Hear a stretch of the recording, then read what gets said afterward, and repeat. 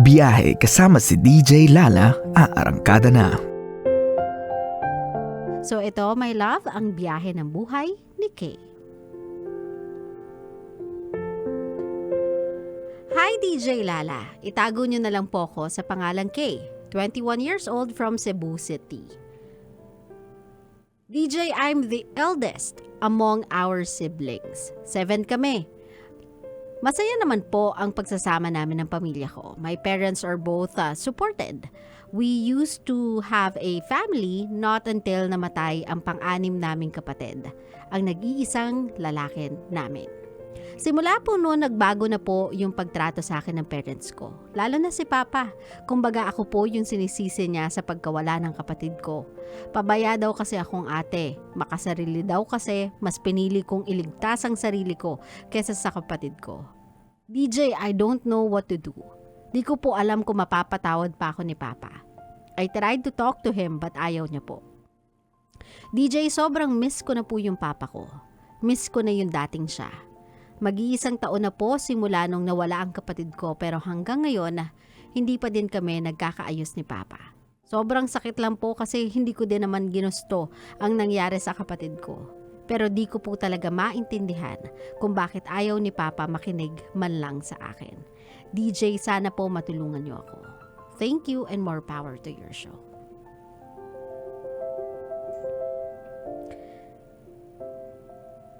Kay, I'm so sorry na kailangan mo yung pagdaanan. I know na hindi lang naman Papa mo ang hurting sa pagkawala ng kapatid mo. I know that you are too. At hindi mo magawa na mag-cope. Hindi mo man lang magawa magkaroon ng ample time para mag-grieve sa pagkawala niya. Because for the past year, instead of coping, instead of grieving, what you've been doing is trying to mend your broken relationship with your father. So I am so sorry that you have to be in that situation. Pero ito yung mga moments, my love, na you cannot do this alone. People around you should help you. People around you should mediate. This is not just a concern between you and your father. This is a family affair. So kung hindi mo makausap ang Papa mo directly, kung ayaw niya pa makipag-usap sa'yo, kung nakikipag-usap man siya pero ayaw kanyang pakinggan, your siblings, mga kapatid mo, should help. Your mother should help. Kasi they are the only people that can put clarity over your father's head. Sila lang yung makaka-get through sa Papa mo. Kasi you can't. Kung sinisisi ka man niya sa pagkawala ng kapatid mo, please do not blame yourself. In behalf of him, do not blame yourself.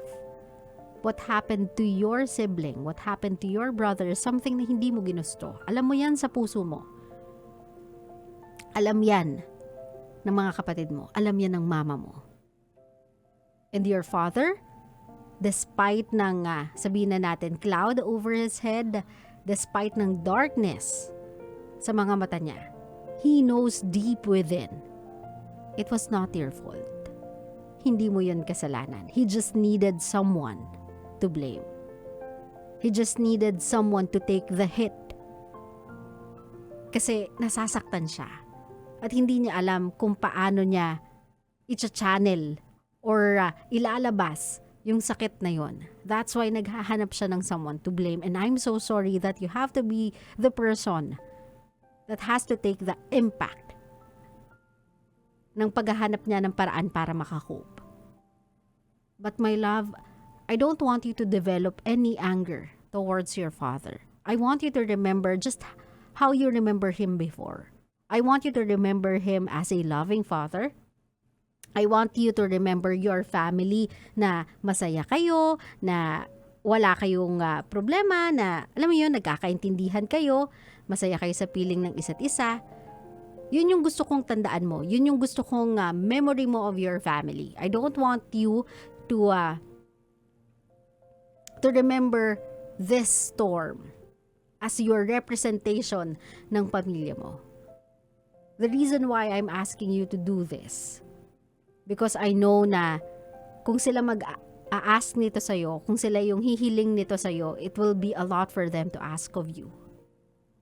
The reason why I'm doing this, because I want you to still open your doors sa chance that everything will be okay in time. Na in time, marirealize din ng father mo na kung ano man yung ginagawa niya sa'yo isn't fair. Kung ano man yung ipinaparamdam niya sa'yo isn't fair. Blaming you for something na everybody doesn't want to happen isn't fair. And I want you to wait for that time to happen. Nang wala kang galit. Nang wala kang tampo. Nang hindi mo sinisisi yung sarili mo. Nang hindi mo kine-question yung sarili mo. Nang hindi mo kine-question bakit ikaw pa yung nabuhay at di na lang yung kapatid mo. I don't want you to do that to yourself, and I don't want you to burden yourself with the hate papunta sa tatay mo. Naintindihan mo ko, my love. I know you are in pain as well. I know you're hurting as well. So I want you to listen to my voice. My love, with every strength you have in your body,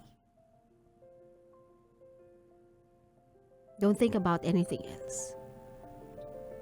Alalahanin mo lang na hindi mo to kasalanan. With every strength you have in your body, I want you to understand. Continuously understand. Your father is in pain. Kung ano man yung sinasabi niya ngayon, kung ano man yung pinakikita niya yon, it's not him. It's not his voice. It's not his act. It's the pain talking. It's the pain doing things. It's not him. Naintindihan mo ko, my love? And if ever may mga times you feel like it's too much for you to handle, you can talk to your siblings. Have an open communication with them.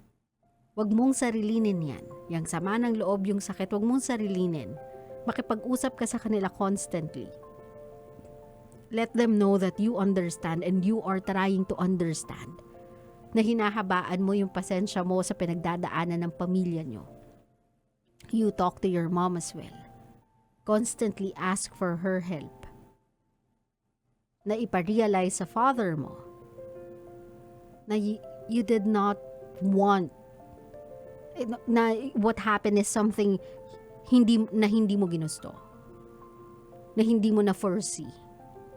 It was an accident. Naintindihan mo ko, my love? I want you to be strong.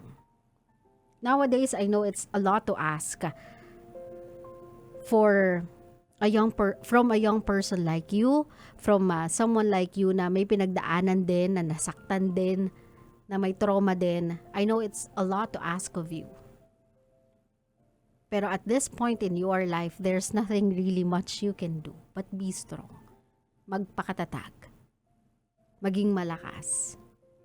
Maging mapagpasensya. Maging maunawain. Maging maintindihin. One day, this storm will pass. Lilipas tong bagyong to. And the people involved in this storm na seems like never ending will realize how strong you've been. At yung realization na yon will make your family even stronger than before. Kasi sa lahat naman ng trahedya ng buhay, lalo na trahedya sa pamilya, after lumipas ng unos, after lumipas ng bagyo, pinapaigting lang naman yan yung pagsasama ng pamilya. You just have to wait till the storm pass. Kailangan mo lang maghintay hanggang lumipas yung sakit. Lumipas yung delubyo. Brace yourself. Pagkatapos nun, makikita mo uli sila. Kada isang miyembro ng pamilya mo, kung paano mo sila natandaan before, kung paano mo inaalala yung pagsasama nyo before, it will be just like that. Maybe even better. But for now, do not accommodate any negative thoughts any negative comments or udyok ng kung sino mang Poncio Pilato na mapagsasabihan mo at alam mo yon na susulsulan ka na dapat hindi ganyan. Bakit ganyan yung ano mo? Dapat hindi naman siya ganyan. Huwag ka magpadala dyan. I-push mo away yung thoughts, negative thoughts sa tatay mo or kung sino man, sa mga kapatid mo yung may masasabing hindi maganda tungkol dun sa traumatic event na yon in your life. Iwaksi mo yon, yung ganong klaseng comment. Do not let it sink in. Katulad ng sinabi ko, it's just the pain talking. Again, I'm sorry na ikaw yung napagbuntunan. I'm sorry na ikaw yung tumatanggap ng blow. Pero sabi ko nga sa lahat ng mga taong dinadalaw ng unos ng buhay, maybe the reason why sa atin binabagsak yung bigat, sa atin binabagsak yung lahat ng suntok ng hamon ng buhay, is because somehow the universe know malakas kasi tayo. Matatag kasi tayo. Pwede tayong yanigin, pero di tayo matitibag. Di tayo mabubuwal. So take it all in. Brace yourself. Reassure yourself na after this storm, everything will be okay. You will be okay. And if ever you want to talk to someone, talk to your family about it, siblings mo, mommy mo, your closest friends, or even me. Send me a message if you must. Para lang hindi magkaroon ng negative thoughts in your head. Your family is grieving, my love. Hindi pa sila makakope. Hindi pa kayo makakope lahat. So give it time. Dito ako maniniwala na minsan ang kailangan lang natin panahon para maghilom yung sugat.